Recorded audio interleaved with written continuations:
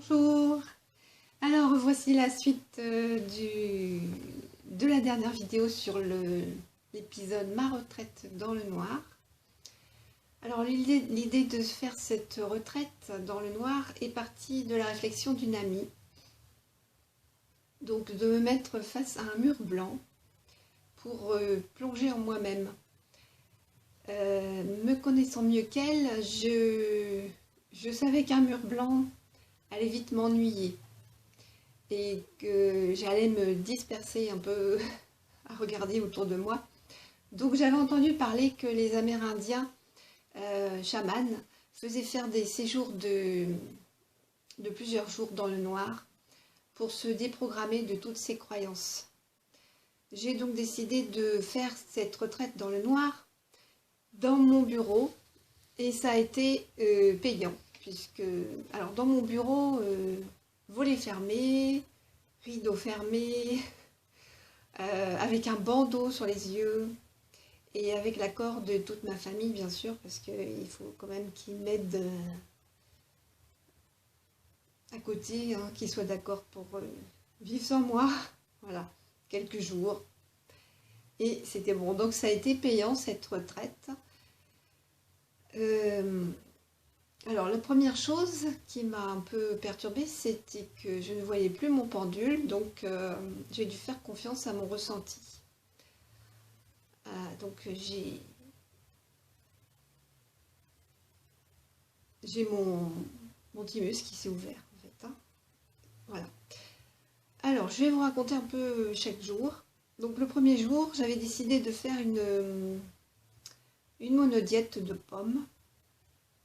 Mais je ne m'y suis pas tenue. Le matin, j'ai fait un voyage chamanique dans une grotte, donc je me suis retrouvée dans une grotte avec des cristaux roses, donc de l'amour pour soi, puis jaune pour ma confiance en moi, et puis bleu foncé pour ma clairvoyance. Et je suis entrée dans une rivière pour accueillir les parts de moi qui étaient restées dans l'ombre.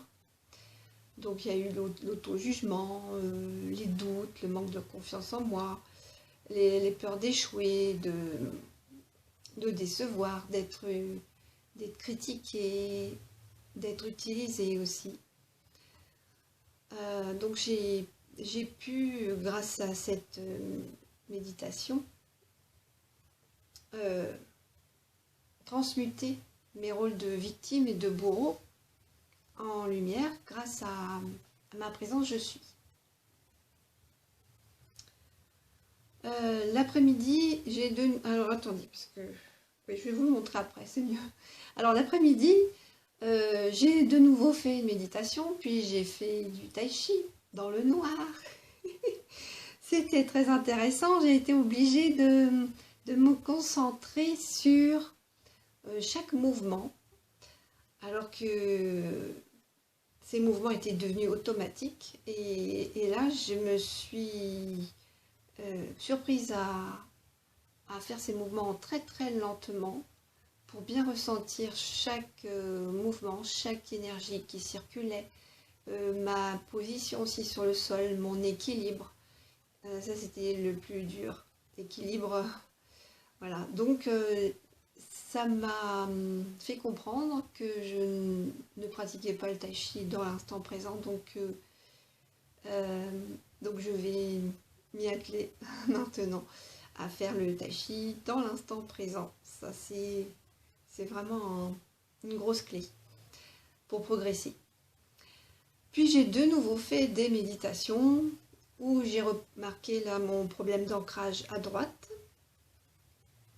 Alors sachez quand même que mon ego s'ennuyait ferme.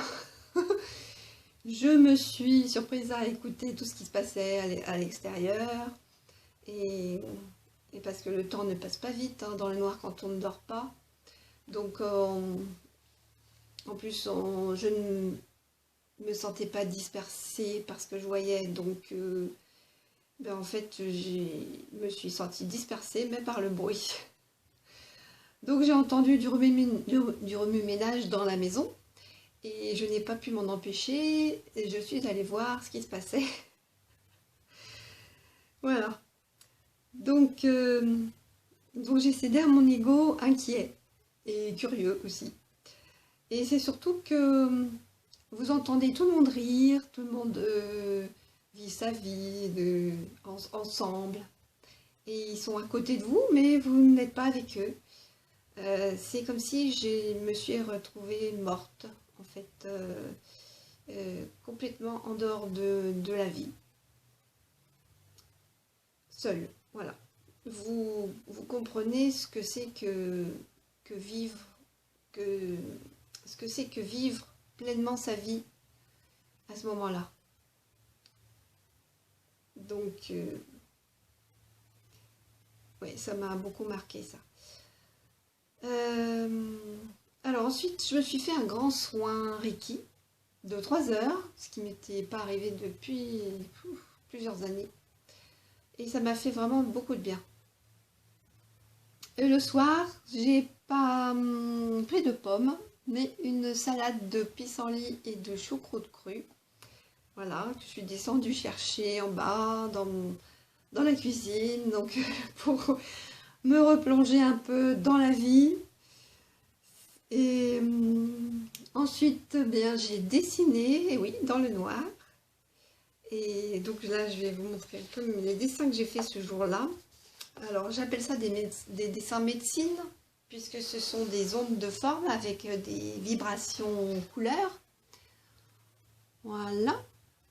Donc, je ne sais pas si vous voyez bien. Alors, normalement, il se regarde comme ceci. Attendez. Ouais, c'est ça. Comme ceci. Avec...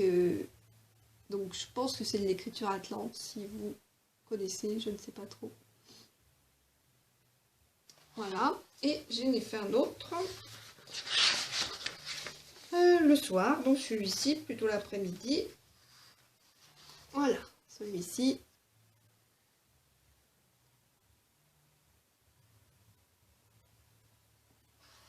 Voilà. J'en ai fait un autre le lendemain, mais je vous le montrerai un peu plus tard quand je parlerai du deuxième jour. Et donc, avant de dormir, j'ai remédité. On ne peut pas faire grand-chose d'autre que d'être centré sur soi-même, et ça apporte beaucoup de se retrouver dans le noir ainsi. Donc on voit ces vulnérabilités qui sont des forces, hein, ce n'est pas des faiblesses du tout, ce sont des forces. On apprend beaucoup sur soi-même, comme cette dernière méditation qui m'a permis de me rendre compte que ma voix est... que ma voix était mon instrument principal, puisque en disant des mots positifs à voix haute, ça m'a donné chaud, j'ai de l'énergie qui s'est mise à circuler et ça m'a donné beaucoup de chaleur. Pendant cette méditation, j'ai eu beaucoup de mal à respirer. J'étais comme oppressée. Mais mes mots m'ont libérée. Ça m'a fait beaucoup de bien. Donc là, je vais préparer une vidéo sur ce thème, liberté de choix / oppression, en méditation. Voilà, vous la recevrez un petit peu plus tard. Elle est en préparation. Donc après j'ai dormi, le deuxième jour est arrivé et je me suis réveillée sur un rêve dont je vous ai parlé, dont je vous ai expliqué la signification dans la précédente vidéo. Ce jour-là, j'ai beaucoup écrit puisque je ne voulais pas perdre les messages que l'on m'envoyait à travers ce rêve. Donc je suis passée par contre ce jour-là au jeûne sec, ce qui était la première fois pour moi, un jeûne, mais d'autant plus sec. Et j'y suis passée sans difficulté, ce qui m'a beaucoup surprise aussi. Beaucoup de surprises hein, durant cette retraite. Ce jeûne sec a duré 12 heures et le soir, comme j'en pouvais plus quand même, il ne faut pas faire trop long la première fois, donc j'ai continué sur un jeûne hydrique pendant 18 heures, donc jusqu'au lendemain midi du 3e jour. Alors, la deuxième journée, j'ai fait ce dessin. Voilà. Et là, vous me voyez au centre, bien ancré à la terre et en connexion avec la source. Voilà, je suis bien entourée. C'était donc une bonne chose, hein, cette méditation, enfin cette retraite plutôt. Alors j'ai écrit aussi avec ce dessin, je me lâche et je lâche mon rôle de sauveur. Il n'y a personne à sauver. C'est mon ego qui croit cela. Je suis parfaite comme je suis. Je me lâche et je lâche mon rôle de sauveur. Merci. Je me pardonne et je pardonne. Merci. Et je me remercie et je remercie. Voilà ce que j'ai écrit ce jour-là. Alors, le troisième jour, j'ai fait une méditation qui m'a montré ce que je devais faire plus tard. Et j'ai vu aussi le tableau que j'allais créer, qui va s'intituler Les nymphes. Voilà. Je ne vous en dis pas plus. Je suis redescendue donc le midi avec ma famille pour manger avec eux. Alors, ce qui en est ressorti de cette retraite, mon ressenti s'est accentué. Mon thymus, donc mon deuxième cœur, hein, qui se trouve ici, s'ouvre quand c'est positif pour moi, c'est-à-dire que je le sens s'ouvrir maintenant, j'ai plus besoin de me concentrer pour le ressentir, l'ouverture. Donc par exemple, quand j'hésite entre deux aliments, je vais toucher l'aliment, ressentir. Ensuite le deuxième, je ressens. Avant j'utilisais le pendule, maintenant j'utilise juste mon ressenti là, mon thymus qui s'ouvre, qui se ferme. Donc voilà, quand il se ferme, c'est que c'est non, c'est pas bon pour moi. Quand il s'ouvre, c'est que c'est bon. Et je m'en suis rendu compte aussi hier en allant me promener en forêt, où il y a un vortex, où je sais qu'il y a un vortex. Et quand je suis passée dessus, mon thymus est ouvert et j'ai pas eu besoin de me concentrer pour le ressentir. Donc c'est un grand pas pour moi. Et j'en suis vraiment très heureuse. Alors, deuxième bienfait donc de cette retraite, j'ai fait beaucoup de ménage et je continue dans la maison. Je fais du ménage aussi dans ma tête, en fait, ça veut dire. J'organise autrement mon lieu de travail. Voilà, un grand remue-ménage.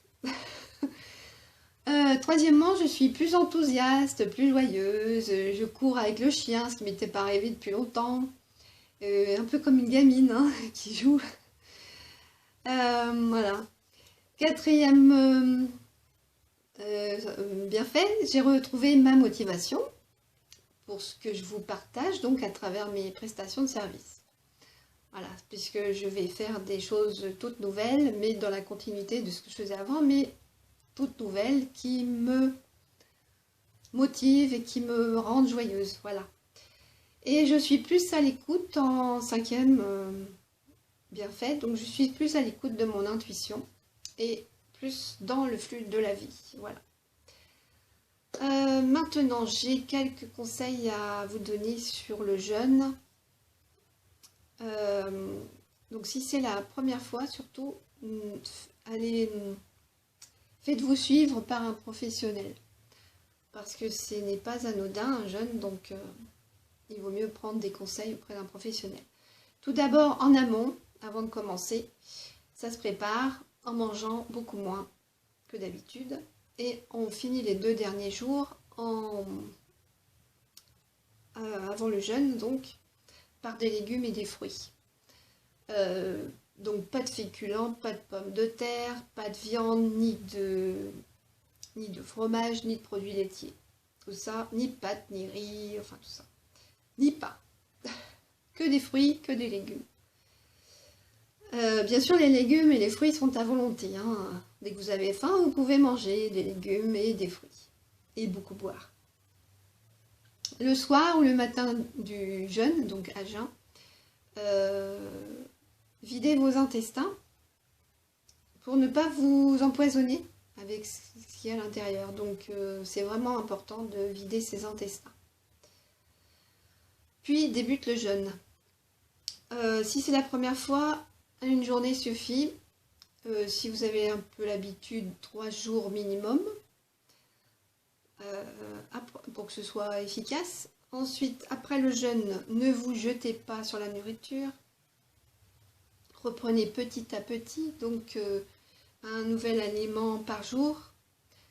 On commence par les légumes, ensuite on rajoute des féculents, puis on peut rajouter la viande, donc poisson, œufs, et puis on finit par les produits laitiers qui sont les plus acidifiants, donc on les met vraiment, on les rajoute vraiment à la dernière fin. Alors il y a plusieurs types de jeûne. Donc vous avez le jeûne sec où vous ne buvez pas, vous ne mangez pas. Et il est utile pour vous débarrasser de toutes les colles que vous pouvez avoir. Donc par exemple quand vous avez une bronchite chronique ou quand vous êtes allergique au gluten. C'est intéressant de faire un jeûne sec. Les jeûnes hydriques par contre ce sont... vous ne faites que boire. Donc vous pouvez boire des tisanes, de l'eau ou des jus de légumes. L'huile est utile pour se débarrasser des cristaux et tout ce qui est acidifiant, toute l'acidité. Donc ça c'est si vous avez des douleurs d'arthrose, d'arthrite, rhumatisme, voilà. Je pense que le jeûne intermittent est le plus facile à faire et je vous le recommande. Donc il consiste à ne rien manger pendant 18 heures. Donc il commence le soir après le dîner et il se termine le lendemain midi. Et il est intéressant puisque vous avez toute une partie à dormir, donc il est quand même beaucoup plus facile à gérer. Bien sûr, vous avez aussi les monodiètes qui sont aussi très simples à faire. Et là, vous n'avez pas besoin d'aller voir un spécialiste. Les monodiètes, vous choisissez soit du riz, manger que du riz. Vous ne mangez, alors petite bouchée par petite bouchée, à bien saliver. Ou alors vous ne mangez qu'un légume, ou vous ne mangez qu'un fruit. Voilà. Et vous buvez beaucoup. Donc c'était tout ce que je voulais vous dire pour cette vidéo et sur cette retraite qui a été vraiment une grande expérience pour moi, très enrichissante. Je vais vous laisser sur ce, et donc je vous dis à bientôt et je vous embrasse, bisous.